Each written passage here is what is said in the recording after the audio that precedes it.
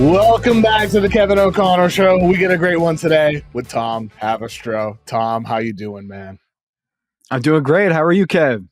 I'm doing excellent, man. I'm excited to talk playoffs. I was in Chicago all week at the draft combine. My brain and mind has been so focused on the draft, except at nighttime. Well, it's come to been watching NBA playoff games, and we saw another good one last night on Thursday with the Nuggets beating the Thunder 119-107 to extend the series to a Game 7. We get the best Game 7, Tom, a Sunday afternoon Game 7. And honestly, man, this series deserves a Game 7. Like, this has been epic. Are they going to give away MVP? We'll see. Maybe that'll set it up even more exciting. But I can't wait, Tom. I just want to start off saying I'm happy this series gets to Game 7. Yeah, it's weird that we haven't had the MVP ceremony yet, right? You got to believe that it's going to SGA on Sunday. They haven't released it yet. If it was going to Jokic, it would have happened already at Game 6 in Denver. But Max Kroos, I think it's pronounced Max Kroos, he is an online MVP tracker who has figured out a way to listen to all the podcasts out there, track all of the media reports, and he has basically figured out that SGA has 32 first place votes from the available media that has come out. And I think Jokic has something like 18 first place votes. So I think it's going to be Shea on Sunday. I'd be surprised if it isn't. But yeah, it's going to be a lot of importance, not just for legacy of Shea Gilgeous-Alexander and this Thunder team, but also Jokic hasn't been himself, his normal self in this series. He had a good Game 6, but I expect him with all that championship pedigree and the experience on the Denver side. This is going to be an epic Game 7. Sure. And Jokic has not been himself for most of the series, but I do feel like he's trending up here. Turnovers in each game, 7, 6, 8, 2, 2, 1. So he's cut down dramatically on the turnovers he was having earlier in the series. He had 44 points on 17 of 25 in Game 5. Of course, Denver loses that game. Nobody else did anything besides the Joker. Game 6, he has 29 points on 9 of 14. So it feels like Jokic is figuring things out here. Is that your impression too, Tom, that Jokic is trending up? And what have you seen from him kind of bouncing back from some of those poor games in the middle of the series? What's really interesting is that Jokic hasn't had big assist numbers in this series, but it's not necessarily because he's not passing the ball. Like his potential assists are down slightly compared to the regular season, but more importantly, Denver's just not hitting the shots that they usually hit when they're set up by the Joker. If you look at the numbers, Joker is averaging about 14 potential assists per game, but they're only converting to 39% of those into assists. So he's actually getting a high number of potential assists. They're just not hitting those shots. And so those triple doubles that we normally would see from Jokic, he's not getting them because he's not getting as many dimes, but that's more on the player than it is about Jokic. What's more interesting about this to me is that Shea Gilgeous-Alexander actually has more potential assists in this series than Joker. He has the same problem on his hands where he doesn't have huge assist numbers, but OKC's role players just can't hit any of the shots. And we saw that in Game 6, where it was a lot of Julian Strawther and Jamal Murray, Michael Porter Jr. hitting shots coming off of those passes from Joker, but not necessarily for SGA. In this series, Shea Gilgeous-Alexander has 18 potential assists and just 7 assists per game, 39% conversion rate. And so SGA is trying to get his teammates involved.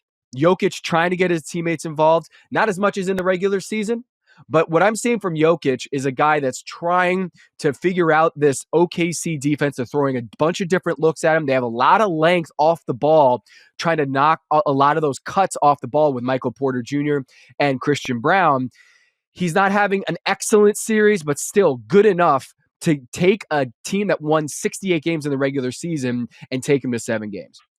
And of course, in that Game 6, it's the Julian Strawther game. He, has 15 points, a 4 of 8. He's playing big minutes in the fourth quarter. Christian Brown has 23 points, 8 of 14.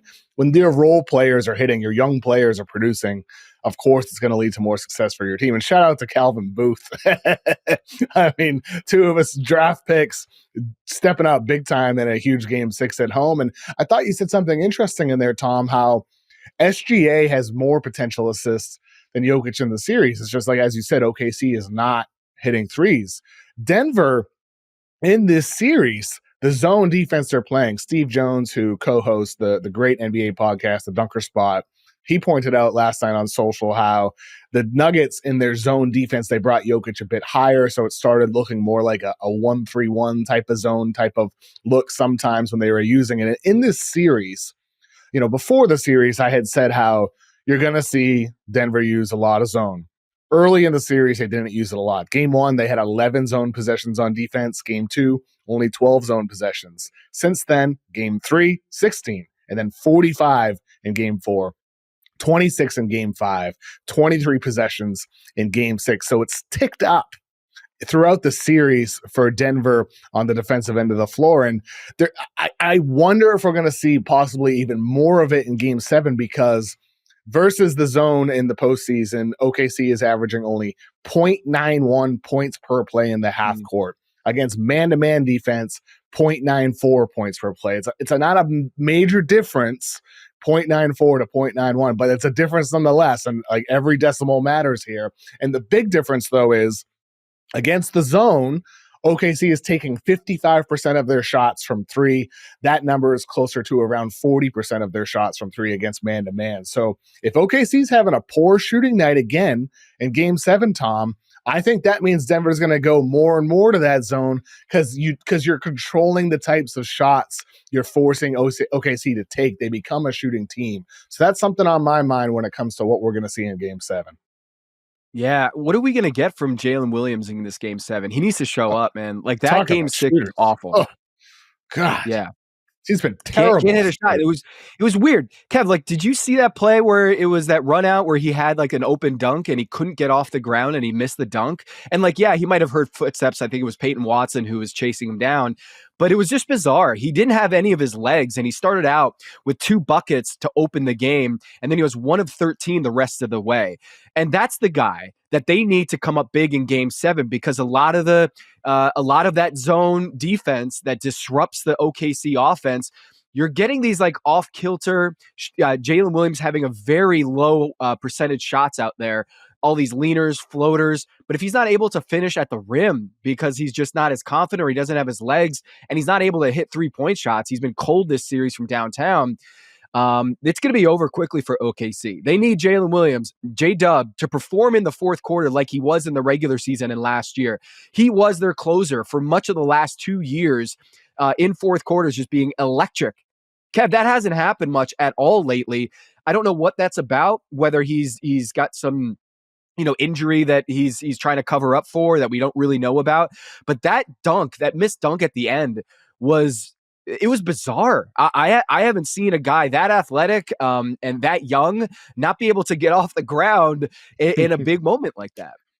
Tom, I mean, like missing shots is one thing, and the dunk play is just weird. Like you said, it just stuff like that makes you wonder how much he's in his own head, how much of this is mental. And with J-Dub, like the dude, I think he's a tremendous player. He's a great defensive player. He's super versatile. We see the role he plays throughout the entire regular season for OKC. But last year in the postseason, he did not meet expectations. In the NBA Cup, he did not produce at the level you expected. And it's happening again this series against the Nuggets. 16.5 points per game on 33.7% from the field, only 21% from three. The weird moments you're describing with like the missed dunk. With him, that's where you still wonder, is it this inexperience? Is he just not able to elevate his play? Is it something mental? But either way, like this is it with OKC. Like he just needs to be better. If Jalen Williams plays like he can and has during the regular season, then I like OKC's chances in the Game 7. If he doesn't, it needs to be a monster SGA game. It needs to be a game where your role players are shooting the hell out of it, or maybe Denver isn't. But J-Dub, obviously, goes without saying, dramatically increases OKC's chances. Who do you have, though, in this Game 7, Tom? What's your prediction? I think I still have the team that won 68 games. I'm going to go with OKC on their home floor. I think they do need to change a lineup decision here. I think Alex Caruso should be the starter in place of Lou Dort. He's been so good in this series. And considering he's got a lot more experience, it was the bubble, but I think he's been the better player compared to he and Lou Dort. And I would suspect that with this game 7, you're going to need Alex Caruso on the floor for 35 minutes, if not 40 minutes. He's been that good in this series, that much of a disruptor. And I just like his leadership in a game 7 like this, as opposed to Lou Dort, who's been kind of off. So I think when you're looking at a game 7, it's hard to bet against Jokic and Jamal Murray in this big spot. The fact of the matter is Jokic has as many game 7s in his entire career as Ben Simmons has had game 1s.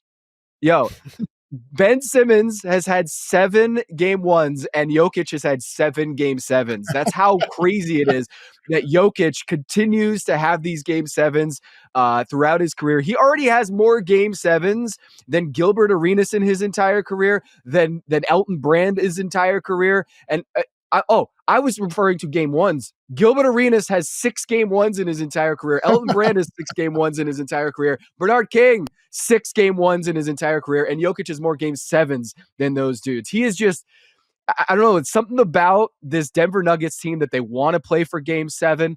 I don't think it's going to be a great outcome for them. It looked like OKC was almost hoping to just like get back home, knowing they're at altitude, game 6 in Denver. It just seemed like they didn't have a lot of life to them. And the play that changed everything, third quarter, Jokic gets a block at the rim. Chet Holmgren gets an offensive rebound, the block at the rim, and then kicks it up to Jamal Murray, who lays it in. Jamal Murray, dude, game 7, like I have a lot more confidence in Jamal Murray in a game 7 than Jalen Williams, and that might decide this series. I mean, Jamal Murray was sick in game 6. If you get a healthier game 7 Jamal Murray, you're right, Tom. It's hard to bet against Jamal Murray. I'm with you, though. I'm going to take the home team, the 68-win team, Oklahoma City. But who do you think the Wolves are rooting for in this series? Ooh, good question. I think it's Denver. I think they want to see Denver. I think OKC. Another Denver, Minnesota, Tim Conley versus former team. Yeah, dude, that would be great. It'd be a really fun series from that standpoint. I think OKC is just, I can't imagine that the role players are not going to hit their shots just like they did against Denver. It's been a weird series for OKC, with Hartenstein in the foul trouble and Shai Gilgeous-Alexander in the foul trouble in game 6. Very bizarre. They don't like all these things about how OKC has a lot of inexperience and they don't have that championship pedigree. It's showing in these moments a lot more than you'd expect. So Minnesota, I don't think they want to see OKC in this series, but I would suspect that Denver is going to have a lot to say about this. I think Denver is going to put up a good fight. If it gets clutch, I don't know. It's going to be hard to pick against Jokic and Murray in the clutch situation. I mean, like you do say that it's been more than you expect, but they are one of the youngest teams in basketball, and they do have a young head coach. So, I mean, like history does say that these things happen. Like Dagnall's mistakes coaching in end of games, SGA, that stupid foul that he had. Why was he even in the game in the first place? 2 minutes left with an opportunity to pick up his 4th foul. In some ways, you kind of expect it. So I'm going to pick OKC in the series because of my belief in them. But Denver does have the experience in a dramatic way over OKC in this moment. So we'll see there. The Wolves, they advance to the Western Conference Finals. They lose game 1, and then they win 4 straight against the Warriors with Stephen Curry.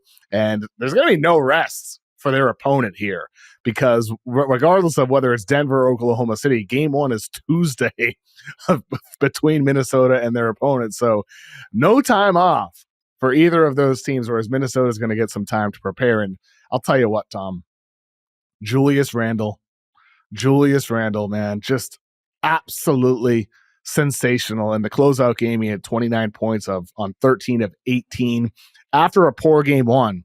24 points on 10 of 17 in game 2, 24 points on 10 of 23 in game 3, 31 points on 11 of 21 in game 4, and then the 29 points on 13 of 18 in game 5. He shot 14 of 24 in the series when defended by Draymond Green, 7 of 13 in the series when defended by Jimmy Butler. Unstoppable. He was amazing. It's just unbelievable after what he did against the Knicks, after what he did for the Knicks in recent years. But this is the guy they hope to trade for, and here he is. He looks like a matchup problem regardless of what you do to him. He's been amazing. Mea culpa. Like, I've been dogging this dude all season long, not thinking that he's the right piece, and the Karl Anthony Towns trade that the Knicks won that thing 10 times over. Julius Randle in the big moments in the playoffs, I didn't believe it. Man, he has been awesome. The bully ball that he plays and the way that he's taking care of the ball, the mistakes that you typically see with Julius Randle trying to go 1-on-3 and taking all these tough shots at the expense of your team. He's been awesome. 25 points a game against the Warriors in that series, a 2-to-1 assist ratio, setting up his teammates. This is what you wanted to see. I will point out the fact that Karl Anthony Towns in this series against the Boston Celtics has 2 assists. 2 assists. Okay, you think Julius Randle is a black hole and a guy who just shoots by himself and tries to take his team 1-on-5? He is a much better distributor than what we've seen from Karl Anthony Towns. And in that matchup that we might see in the NBA Finals, Julius Randle has been the better player in this postseason. No doubt about it. Oh, yeah, he has. I mean, look, I'm talking about scoring here, but, game by game, 6 assists, 11, 12, 13, 5. He averaged 7.4 assists in the entire series, so only 3.6 turnovers. He's been a great playmaker, secondary playmaker alongside Anthony Edwards. He has made good decisions on the floor. He's been dominant, and you got to give the dude credit for embracing the role on that team. I was the dude earlier in the season saying, "Oh, they should bring Randle off the bench." Wrong. Randle as the starter is the right decision, and they rolled with him, and it's working. And I think with Minnesota, regardless of the opponent next round, you got to be feeling good about the trend you've seen, I think, with Rudy Gobert in each of those first 2 series. Against the Lakers, I felt he wore them down game after game with the physicality. Then he has 27 and 24 in the closeout game against the Lakers. Against the Warriors, a much smaller team, of course, he doesn't have a 27 and 24 game. But I felt like that physicality over the course of the series throughout wore them down and was a big issue. And so if it's Denver against Jokic, of course, that's the biggest challenge of all. Or it's against the front line with Hartenstein, Jalen Williams, Chet Holmgren. Rudy Gobert has come throughout this entire postseason for Minnesota. So I think that's a good trend for them. And I think he can work in either of these series. It's not like he's going to get pulled out and, going to see a Steph-like moment from a decade ago, however long ago it was at this point, Tom. Gobert's surviving and he's thriving for Minnesota. It's more than just Anthony Edwards is my point here. It's more than just Ant with Minnesota and why they're in this position right now. Totally. And I did not see this coming. Julius Randle and Rudy Gobert, I did not love the fit, especially in the postseason when the game slows down. Can you get enough 3-point shooting and spacing from Julius Randle to work next to Rudy Gobert? The answer is so far, so good. And I think this is one of the questions that I have going forward against Denver. Can you get away with Rudy Gobert on the floor against Denver? I guess you go with Naz Reid or Julius Randle on Jokic, and then have Rudy Gobert off the ball. Or you put Rudy on Jokic, but that kind of I don't love that matchup for Rudy Gobert and the strength of Jokic against him. It's going to be an interesting next series for Minnesota. The Warriors were not a good test for the Minnesota Timberwolves. Even without Steph Curry, we said on this show, they can win this series without Stephen Curry in uniform. It would take Jimmy Butler to show up and be playoff Jimmy. We've talked about this. He did not show up at the end of that series. At this age, with the role players, they needed a lot more from Draymond and Jimmy. But you got to give the Minnesota defense a lot of credit, as they took them away and they were worn down a lot because Rudy Gobert and Julius Randle just beat them up in that series. And I think a lot of the timidness of Jimmy Butler around the rim and Draymond playing basically at the 3-point line for most of that series is because they didn't really want to get in the paint against Rudy Gobert for a lot of that series. You mentioned Jimmy Butler, Tom. Let me talk about Jimmy Butler for a minute here. Jimmy Butler can't be trusted. 17 points, 4 of 11 in an elimination game. His last 11 elimination games, he's averaging 21 points on only 16.5 field goals per game. His teams are only 3-8 in those 11 elimination games. too passive, scoring too inefficiently over these games. It's been over 2 years since Butler had that 42-point banger of a closeout game against the Bucks, the game after he had 56 against Milwaukee, and that was amazing. Those are the moments that earned him that playoff Jimmy nickname as a guy who elevates his play and big moments. But the truth is that Butler has underwhelmed in these big moments more than he's dominated in them. And so let's go over the last 10 years, ever since he became an all-star for the first time. 2015, Bulls closeout game, 20 points, only 8 of 22. 2016, Bulls missed the playoffs. He played only 67 games, a trend with him. 2017, Bulls go up 2-0 over the Celtics. The remainder of the series, the Bulls lose 4 straight. He averages only 21 on 51.4% true shooting. 2018, he's in Minnesota now. Final playoff game in Minnesota, 8 points on 4 of 10. He also had games that series with only 13 points on 11 shots and 11 points on 6 shots before the 8-point 4 of 10 in the closeout game. 2019, now he's in Philly. His final playoff game in Philly. This is the Kawhi 4-bouncer. Amazing moment for the Toronto Raptors. Butler has 16 points on 5 of 14 in that game. 2020, the bubble. We're in Miami, of course. This is really where it started with Butler. Some epic performances all the way to the finals. This is where he started to earn playoff Jimmy. Only 12 points on 10 shots in the final game of the NBA Finals against the Lakers. 2021, first round, Heat losing a sweep. Averages 14.5 points on 29.7% from the field, 19 of 64 in that sweep. 2022, he suffers a knee injury midway through the series. Injuries are a trend with him. He's amazing in Game 6, 47 points. Amazing in Game 7, 35 points. This is like peak Butler in the playoffs, and they lose, but he's dominant. He's unbelievable in 2022. 2023, again, great moments.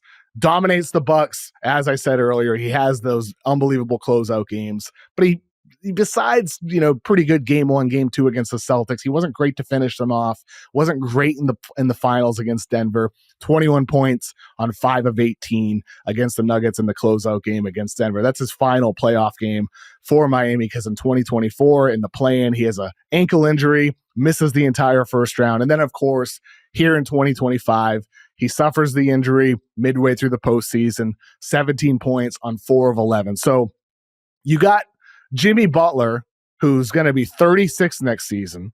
And ever since he's been named a starter over a decade ago when he was with the Bulls, he's played only 77% of possible games. He's missed nearly a quarter of each season, averages 64 games a season, trending down to 60 games per season ever since he turned 30. He's always hurt, always disgruntled. And you're telling me the Warriors are going to bet on a player who misses about 20 games every year, has worn out his welcome with every team he's ever played for. They're going to bet on that guy to maximize the finals odds for Steph Curry and Draymond Green? I think it's foolish to trust Jimmy Butler. And by doing so, the Warriors are ignoring the mileage, ignoring the injuries, ignoring the drama, ignoring the declining ability, ignoring the reality that 17 points on 4 of 11 in a closeout game is closer to the norm in big moments for Jimmy Butler. And so this was the first sign for Stephen Curry, for Draymond Green, and the Warriors that playoff Jimmy's nothing more than a myth. Nothing more than a myth. Tell us how you really feel, Kev. That was amazing. Look, man. It was incredible. I'm just telling the truth, Tom. I'm just telling the truth. Yeah. This playoff Jimmy thing is playoff Jimmy is a short window of time. A couple of series, a couple of games, and that's it. Yeah. That's it. I mean, and I feel bad. If you're going to trust him to be the guy who's going to help lift up Stephen Curry, aging, hamstring injuries become more common as you get older. If you're going to trust him as the guy to help lift Draymond Green with 2 guys who don't shoot, can't shoot, unwilling to shoot, I think it's going to be a gross end to this era. And that's sad to me. Well, Kev, I think you lean on their record with a big 3 together, right? And clearly Jimmy Butler as the number one is not capable of having that responsibility anymore. In the last 2 games in this series, with the season on the line, he had a 16% usage rate in game 4 and a 16% usage rate in game 5. That's a role player. These last 2 games of the season, they needed him to be an alpha, a guy who was a 30% usage rate like he was in game 3. But in the last 2 games, a usage rate of 16%, which is like equivalent of like Moses Moody. Like, get out of here with that. That's not why the Warriors acquired him, right? They needed Jimmy Butler to be bigger in these moments, and he came up short. He just didn't have any sort of confidence around the rim, and it showed. I think he's a much better, as we talked about a lot, or he talked about a lot, Batman and Robin. Like, he's a much better Robin, and that's no shame in it. I understand what you're saying about the moniker of Playoff Jimmy. Yeah. Is he even a Robin? Is he even a Robin? I mean, let's just be honest. Is he even a Robin? I mean, if he's got Steph Curry, I think he is a lot better suited for that role than he is as a Batman. But you're right. Of course. But I'm saying, is he even a Robin? Is what I'm saying. Is he even a Robin? Like, is he the third guy at this point? 36 years old. The injuries mounting up. Is he even a Robin? Is really my question, Tom. That's the way I feel about it with him. It's fair. I mean, he looked great in game 3, but 4 and 5. $50+ million the next 2 years. Like, gobbling up all that cap space. I don't know, man. I don't know. I mean, if he's an amplifier, Steve Kerr likes to say that Andre Iguodala is the greatest amplifier that he's had on his team. Just a guy who makes everyone around him better, might not score 20 points a game, but both ends of the floor, makes the right pass, makes the right decisions, defends at a high level, great basketball IQ. He's going to amplify everyone around him. That's the mold of Jimmy Butler on the Warriors. It is not, the idea of him being Michael Jordan out there, he's more of a Scottie Pippen for this Warriors team. And at age 36, like you're pointing out, the chances of him being able to reach back and get that fountain of youth and be able to perform like playoff Jimmy like he was a couple years ago. Look, his previous 2 playoff runs in Miami, he was averaging 27 points per game. In 22 and in 23, he was averaging 27 in those playoff runs. I don't know if he can reach back and get those numbers again. And on this Warriors team with Stephen Curry, they might not need it, but certainly more than what he gave at the end of the season. Yeah, look, man, I think for Golden State, we're seeing Shams, go on TV and say the Warriors are looking for a playmaking wing and a true center. It's like, good luck. I mean, I like the playmaking wing. How many of those are there? They're top 10, top 20 players in the NBA. And like, with what? Are you going to trade Jonathan Kuminga in a sign and trade? Well, then you need a team who wants Kuminga at 25, 30 million. Are you going to flip Butler? I can't imagine that. Butler also isn't trade eligible until August 6th because of the 2-year contract extension he signed. So for Golden State, man, look, I'm not going to sit here and say, told you so, because I was wrong. I mean, I was wrong to say they should blow it up because of the success they had. Like, they were very good after they got Jimmy Butler. But everything I was concerned about at the time, Tom, I do think was fair. I do think I was concerned about how this is an aging team and how aging teams' injuries start to happen. Hamstring injury for really the first time in Steph's career. That's concerning. Draymond Green, unable to stop Julius Randle. I mean, like, he wasn't even great in the series against Houston after an unbelievable game 2 or 3 against Alperen Şengün. After that, Şengün figured him out. Draymond is not the same guy he was before. Jimmy Butler is not the same guy he was 2+ years ago. Stephen Curry cannot be relied on to be the guy he was in the prime of his career either. And so I just, seeing this story play out, like the comparison I had in that article I wrote back in January or February was about the early 10 Celtics when Danny Ainge traded Kevin Garnett, traded Paul Pierce right before they fell off a cliff. And it led to everything we've seen this last 10 years with the picks they got from the Nets. Jason Tatum, Jaylen Brown, 10 straight playoff appearances. And obviously now Tatum's out with a ruptured Achilles, but it's been an amazing run for the Celtics. And that's all because of the decision to trade Pierce and Garnett. The hardest decision led to this amazing reward the last decade. And for the Warriors, my concern was extending this out leads to the opposite of that. And that is a lot of years of sadness. And we'll see. We'll see. They were very good to close the season. They made the second round of the playoffs. Maybe they beat Minnesota if Stephen Curry never gets hurt. And then they have a matchup in the Western Conference Finals against Denver or Oklahoma City. And who knows how that would have played out. Maybe it all would have led to a championship again anyway. I don't think so, though. And that's largely due to my skepticism based off of reality the last 10 years about the guy they chose in Jimmy Butler to be the guy to lift up and help lift up Stephen Curry and Draymond Green. So I just don't see it, Tom. And it's a big offseason for them, man. There are no signs. I'm hearing zip, zada, zilch that they're going to try to trade away these guys. They're going to double down on this. They're going to try to keep building it. I just don't know for who. But do you have anybody in mind like that you would target for the Warriors as somebody to help assist this core? I mean, I know there was a lot of talk about Vooch at the deadline about how Vooch would step in. But I'm saying if you're looking for a center, I think he's on an expiring deal. Would that make any expiring sense? With the Bulls? Yeah. Josh Giddey, I'm just saying you need a playmaking wing. Why the Bulls trading Giddey? I don't know. If you really believe in Jonathan Kuminga and the fact that he averaged like 30 points in the last 3 games of this series and he showed out, maybe the Kuminga, the Kuminga truthers, like they are out loud and proud about Kuminga closing that series. I don't know what I don't think Joe Lacob is trading Kuminga. I think he has. You really don't think so? You see the Lacob quote?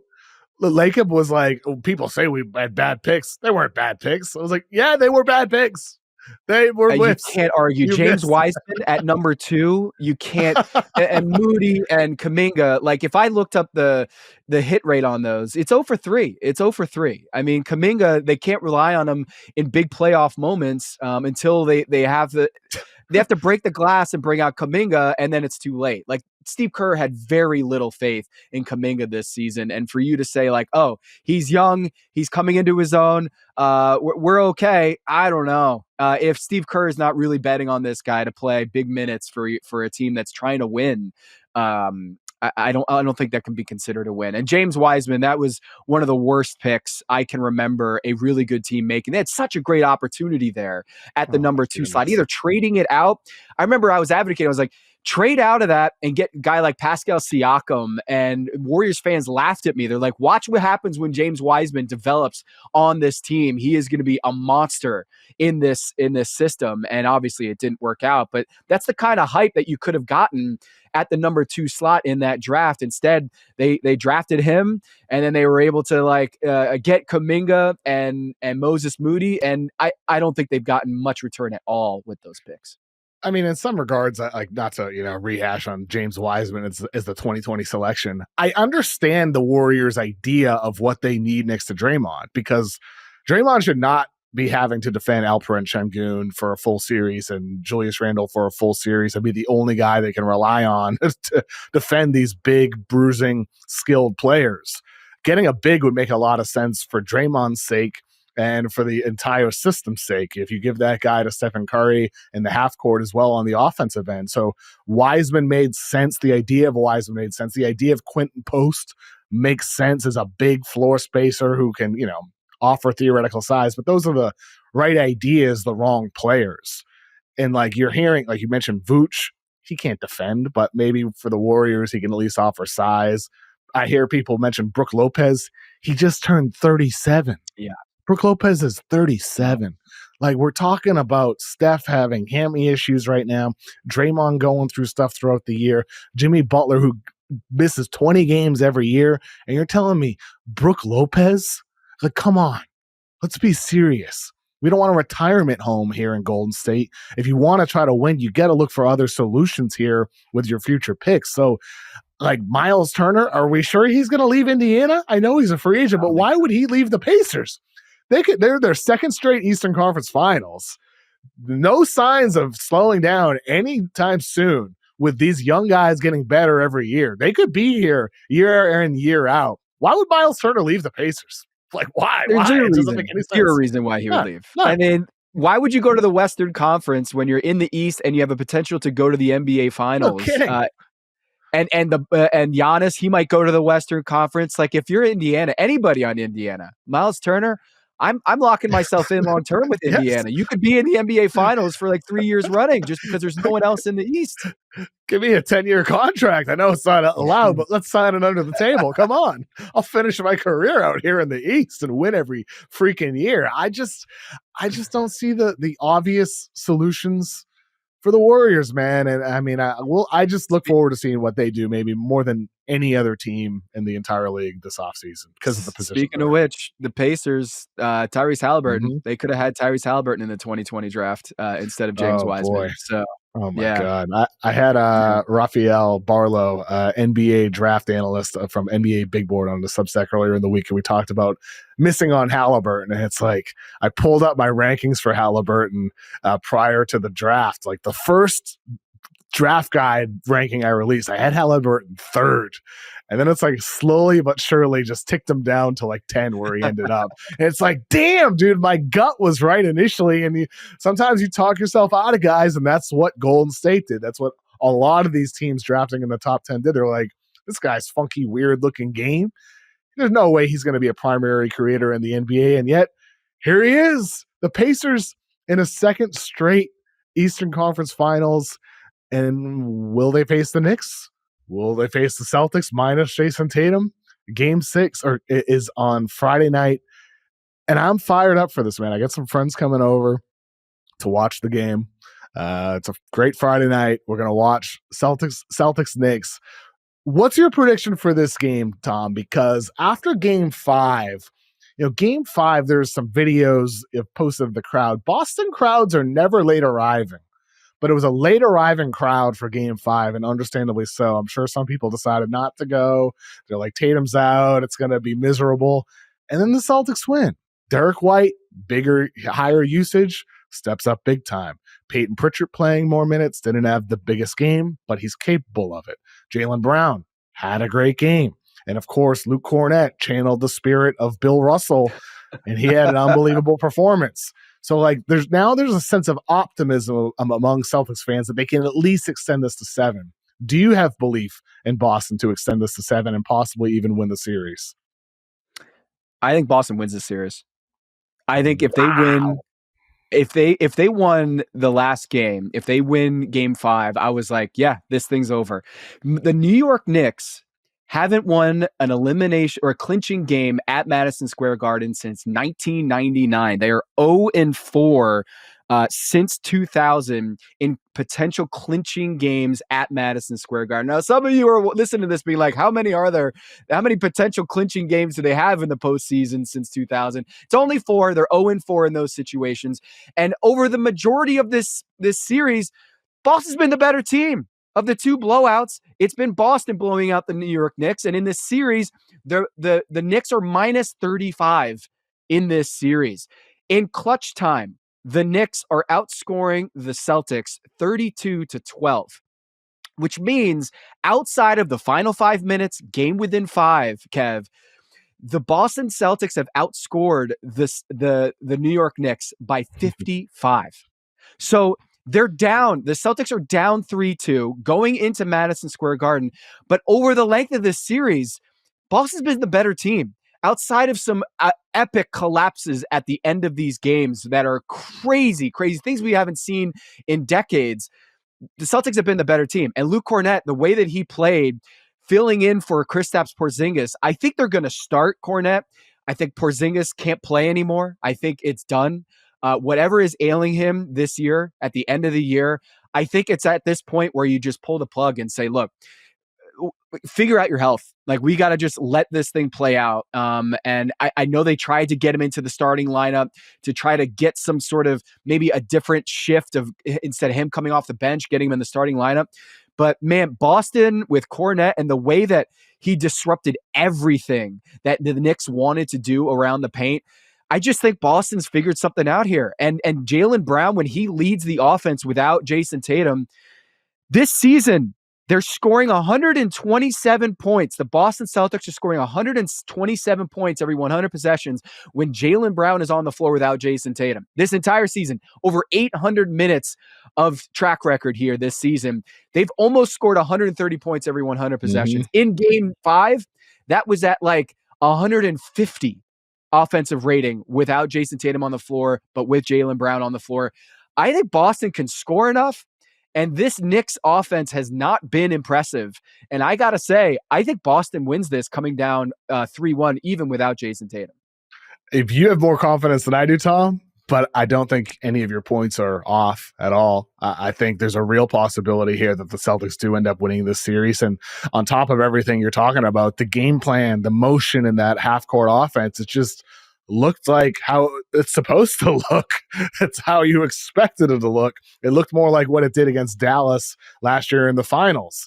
And so if they replicate that in MSG tonight in game 6, game 7 Monday in Boston, gonna be a hostile environment for the Knicks. And you're right, the Celtics have been better than the Knicks throughout most of the series. I want to hold off on the talk about, well, what does Boston do this offseason? Because I think this series is not over yet. And I do think it's possible this series, depending on how it plays out, could dictate some of the things that they could decide to do this summer. Would you agree with that last thought there, though, that what happens against the Knicks may influence decisions like whether to explore a Jaylen Brown trade, for example, just one of those types of things? I don't think they move Jaylen Brown. I think they're going to keep it running. Either way. I don't think they move Jaylen Brown. Here's the thing, Tom. Here's the thing. We know we're going to do the thing you said we weren't going to do? Well, sure. Yes. Yes.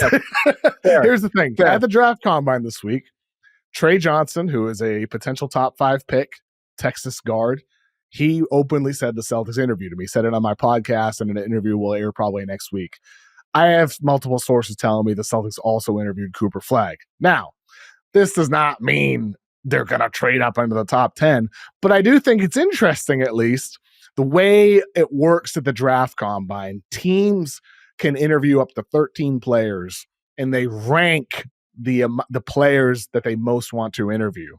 This would mean that they had Cooper Flagg, Trey Johnson, guys like that ranked high to get the opportunity to interview them. And the Trey Johnson one in particular is interesting to me because, hey, like, he's one of the best shooters in the draft. He's going to go somewhere in like the 4 to 9 range. If Boston were to really retool this offseason, Al Horford's going to be a free agent. Kristaps Porzingis is old. Drew Holiday is old.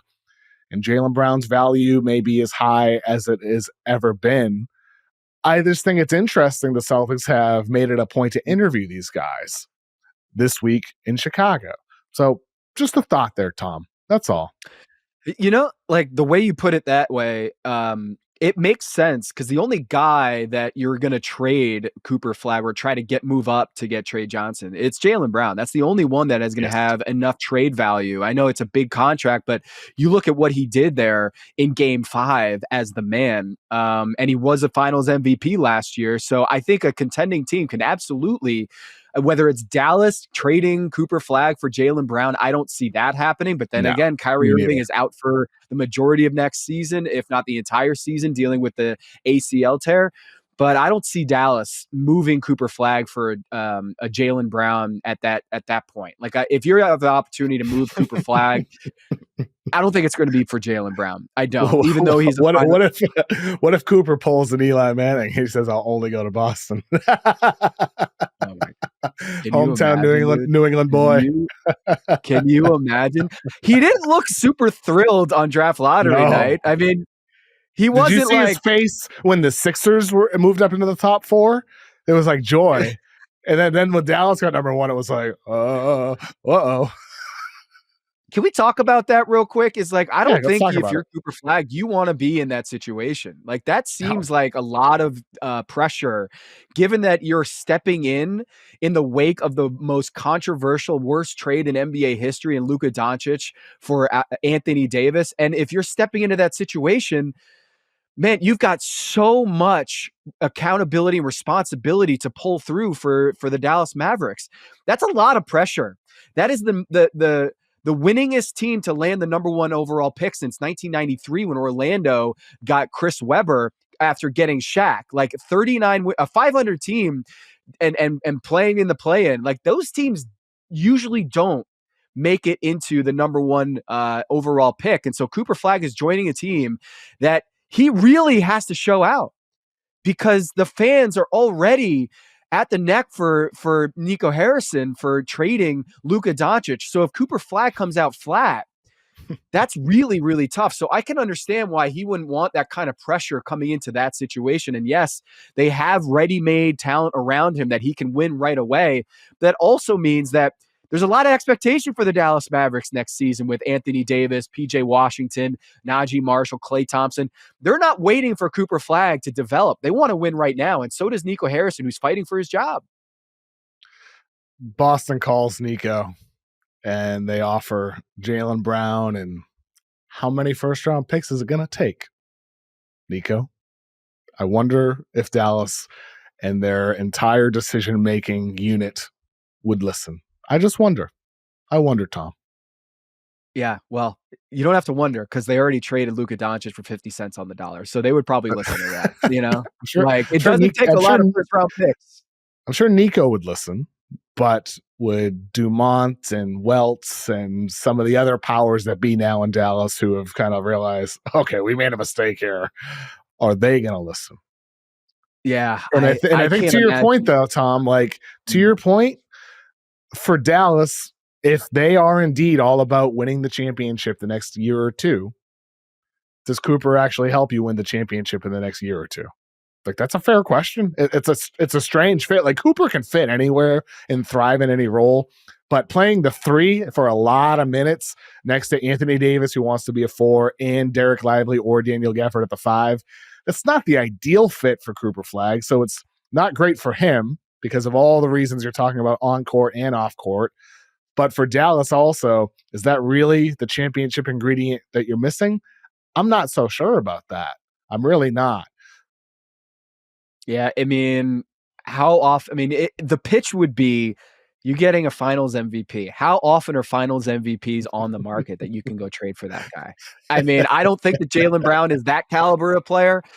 He's not a perennial All-NBA player. He's not a top 15 player in my book. But if you're Nico Harrison and you're looking at the possibility of adding Jaylen Brown to your team, 28 years old, in his prime, I wouldn't give up Cooper Flagg. If it was a down year in the draft, maybe you give up the number 1 overall pick. If it's Zachary Risacher, for example, if it's that year, yeah, I think you're deciding, okay, I'm willing to trade the number 1 overall pick if it's Zachary Risacher for Jaylen Brown, but not when it's Cooper Flagg. I don't see it happening, but then again, we're talking about Nico Harrison, who has time and time again made very controversial trades that people doubted at first.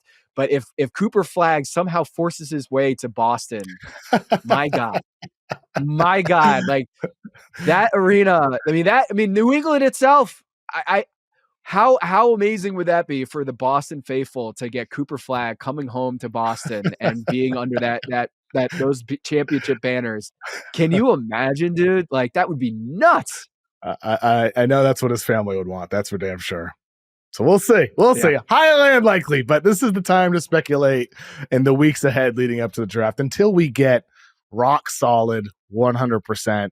Cooper's going to Dallas. Nothing's going to happen. No Giannis fantasy. No forced, destinations like he wants to go to San Antonio instead or whatever it might be, or Boston fantasy until we know for certain. Considering we just saw them trade Luka a couple months ago, Tom, I think it's fair to wonder about what the hell is going to happen with 1, not just 2, not just 3, because San Antonio could trade out, down, up, and Philly at 3. Who knows what they're going to do as well. So, Tom, we got a game 7 coming up on Sunday. We might have a game 7 on Monday. Game 1 of Pacers versus Knicks or Celtics won't be until next Wednesday.